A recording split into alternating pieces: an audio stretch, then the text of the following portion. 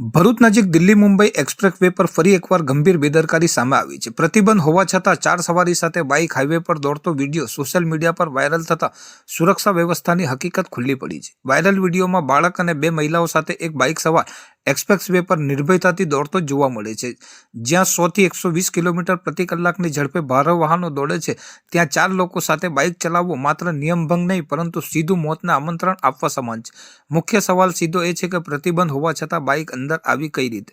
શું અધૂરી બેરિકેડિંગ જવાબદાર છે? શું સર્વિસ રોડ ખુલ્લા છે કે પછી પેટ્રોલિંગ ગાયબ છે? કરોડો રૂપિયાના ખર્ચે બનેલ આ એક્સપ્રેસ વેની સુરક્ષા વ્યવસ્થા અંગે હવે સવાલો ઊભા થયા છે। જો કોઈ સહેલાઈથી ગેરકાયદેસર પ્રવેશ કરી શકે તો નેશનલ હાઈવે ઓથોરિટી ઓફ ઇન્ડિયાના સુરક્ષા દાવા ખોખલા સાબિત થાય છે।